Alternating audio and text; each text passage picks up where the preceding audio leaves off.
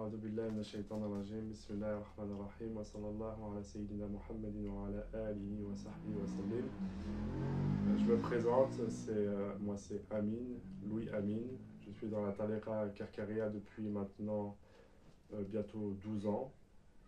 J'ai connu donc Sayyidina Cheikh Qadassallahu Sirra à travers le grand retour des premiers Fuqara de France qui avaient fait parler d'eux à l'époque sur le forum tant connu où se retrouvaient tous les sunnites et soufis de France. Et depuis cette époque-là, donc, où j'ai entendu parler du Cheikh, j'ai cherché donc à trouver, à rentrer en contact avec d'abord ses disciples, à trouver le Cheikh et jusqu'à prendre la béa. Alhamdulillah, j'avais déjà parlé de cette expérience-là qui m'avait mené au Cheikh, mais pour rentrer vraiment dans les détails de ce qui s'est passé depuis, parce que maintenant ça fait donc depuis 2013, depuis même 2012, où tout ça s'est passé, eh bien il s'est passé évidemment beaucoup de choses. Alhamdulillah, aujourd'hui, donc après 12 ans dans la Tariqa Karkaria, je peux donner un retour de ce que j'ai vécu, finalement d'une partie de ma vie qui est maintenant presque aussi grande que la vie d'avant que j'avais eue. Alors, avec le Cheikh, alhamdulillah, la première chose qui nous a attiré, qu'on a vu, c'est que c'était donc un Cheikh d'éducation spirituelle qui donnait la lumière, al-Fath, comme on dit, comme disaient les soufis, et qu'on avait affaire finalement à un véritable Cheikh qui sortait les gens des ténèbres à la lumière, qui leur donnait une lumière, mais non pas simplement le fait de voir quelque chose qui est la lumière qui vient de la face d'Allah, mais de voir quelque chose qui servirait juste à être vu, mais bien une lumière qui change les intérieurs. Et alhamdulillah, j'ai vu cette lumière donc, depuis le premier jour, alhamdulillah, je la vois encore aujourd'hui, et évidemment, entre ces deux visions-là, beaucoup de choses se sont passées, beaucoup de choses se sont produites.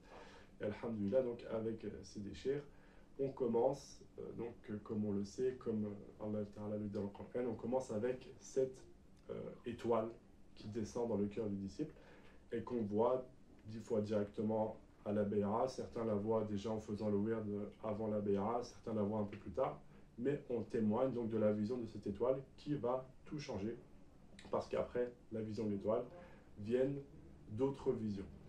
Alhamdulillah, donc dès ses débuts dans la Tariqa, le Cheikh m'a fait voir les différentes couleurs des noms divins, différentes compréhensions liées à la lumière, et m'a fait goûter donc jusqu'à être rentré, je me rappelle donc en Kholwa, donc la retraite spirituelle dans laquelle il délivre les secrets, le premier secret, celui qui nous fait rentrer dans un nouvel univers finalement, où tout va changer à partir de ce moment-là, parce que c'est vraiment ce qu'on a reçu finalement à la Bay'a.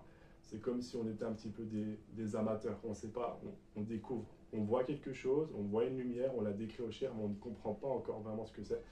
Et là, on se retrouve à finalement commencer à comprendre avec un regard finalement de quelqu'un qui a vraiment goûté à quelque chose. À partir de cette khalwa, même avant évidemment, mais toute la préparation à la khalwa mène à ce vrai point de départ qui va ensuite, alhamdulillah, tout changer.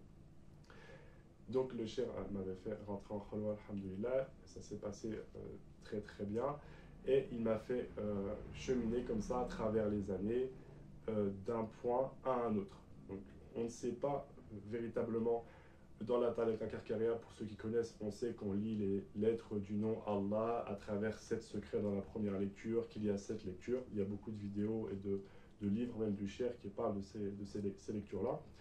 En l'occurrence, le disciple, il découvre en cheminant c'est quoi finalement le premier secret, le deuxième secret, le troisième, et chacun découvre avec son propre cœur ce qu'il y a dedans. Donc le Cheikh, donc je témoigne aujourd'hui à travers cela que le Cheikh m'a fait donc découvrir, connaître ces différents secrets liés aux différentes lettres du nom Allah Azza wa Jal, et que ce nom sublime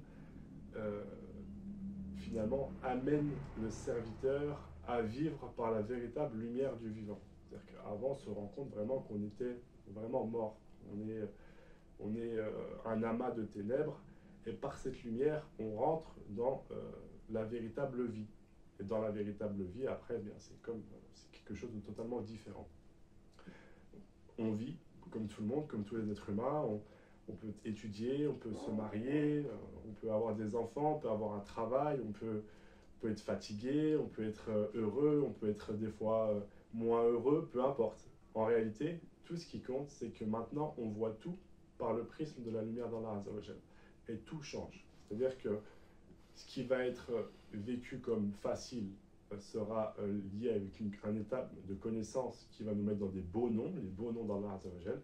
Et on va découvrir différents noms à travers différentes étapes de notre vie qui vont peut-être être magnifiques, sublimes. Et des fois, peut-être des noms qui vont être un peu plus comment dire, qui vont un peu plus contraindre la nefs dans ce qu'elle aime, c'est-à-dire la liberté et être ce qu'elle veut être, des choses qui vont la ramener à un état de servitude. Et là-dedans, il y a aussi vraiment quelque chose d'extraordinaire pour la connaissance et pour l'avancée du disciple. Ça, c'est ce que le cheikh fait vivre. Et il ne le fait pas que vivre, c'est ça qui est extraordinaire. Cette bay'a, elle nous suit chez nous, moi je vis en France, elle nous suit chez nous à chaque instant.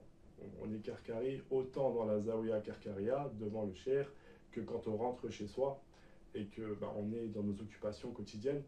On est Karkari non seulement 2 fois par jour, puisqu'il y a le wird du matin, du soir, plus tous les adhkar qu'on peut rajouter, le qiyam al-layl, etc.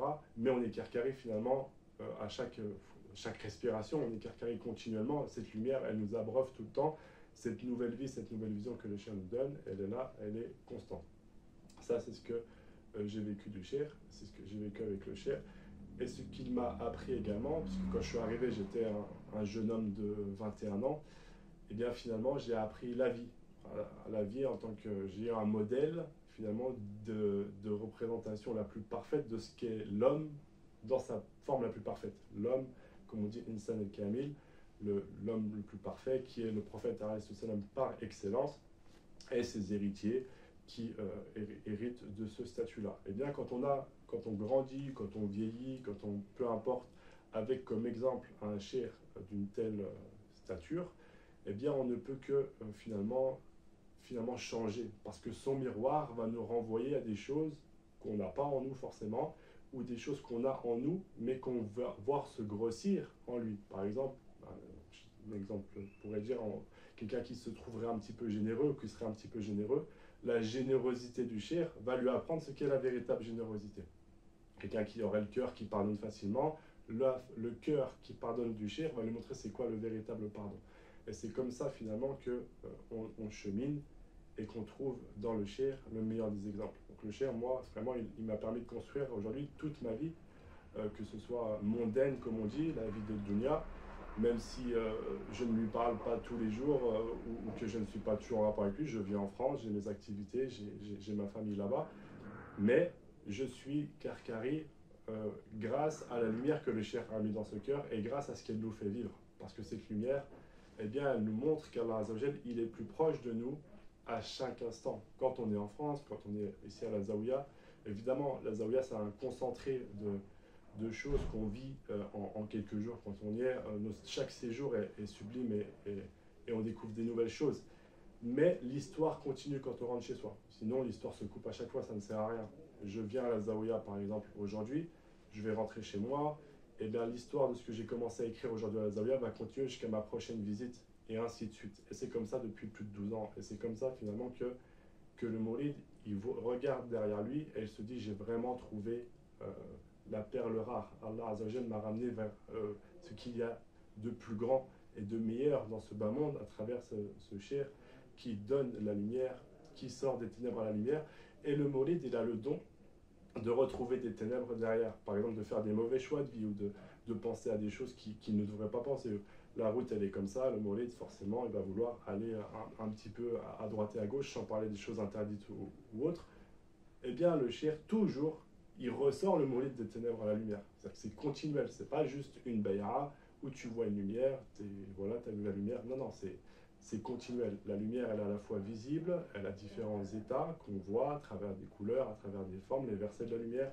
Donc comment la lumière elle est décrite, le cheikh m'a permis de voir la lumière telle qu'elle est décrite dans le verset de la lumière, à savoir comme une niche, comme une lampe, comme comme un astre de grand éclat, et il nous a permis, alhamdulillah, à moi et à ses disciples, de comprendre Allah Azza wa Jal qui nous parle dans cette langue-là.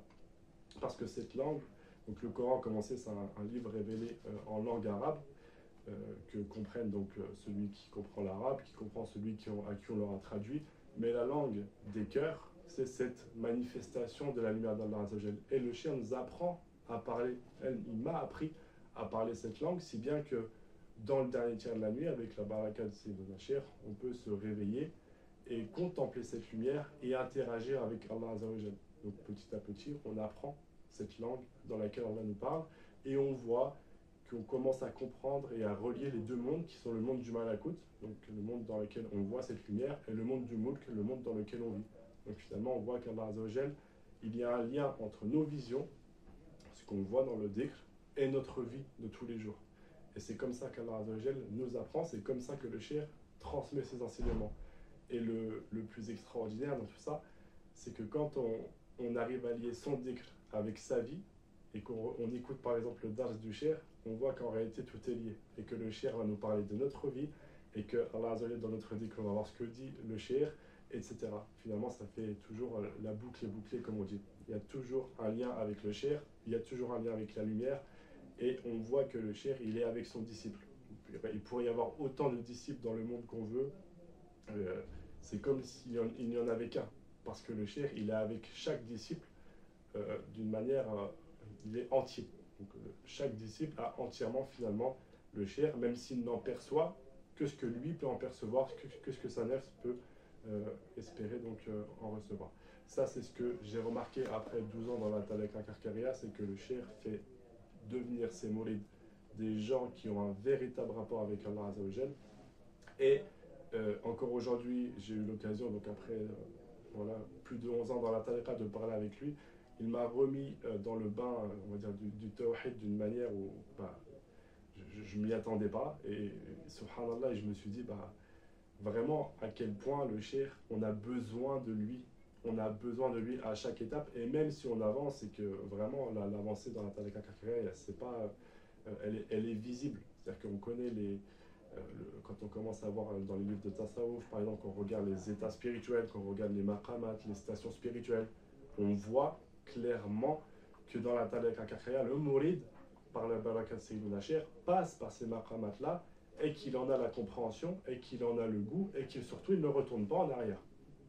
Ce n'est pas juste un hal qu'on vit un instant, et le Cheikh il nous fait vivre des choses, des états spirituels pour nous faire voir quelque chose, et après il nous laisse sans rien. Non, le disciple, vraiment, il a une acquisition. Comme quand on va à l'école, on passe le bac, on a le bac, c'est à vie, c'est comme ça. Dans la Tariqa Karkaria, tu as la lumière, tu as la lumière. Après, tu as des conditions pour la respecter au mieux ton engagement. Ensuite, tu as la khalwa, tu as la khalwa. Tu avances comme ça dans tes stations spirituelles et après, c'est dans la station spirituelle dans laquelle tu es que finalement, comme on parle donc, comme voguer dans une orbite, tu vogues dans ta station spirituelle et c'est à toi finalement d'exceller dans cet art là où le Cheikh t'a placé. Ça, j'en témoigne d'avoir vécu cela à travers différentes stations spirituelles, à travers différentes lectures du nom d'Allah Azza wa Jal, à travers ces années dans la compagnie de Sayyidina Cheikh. Alhamdulillah. Wassalamu alaikum. Allah, Allah.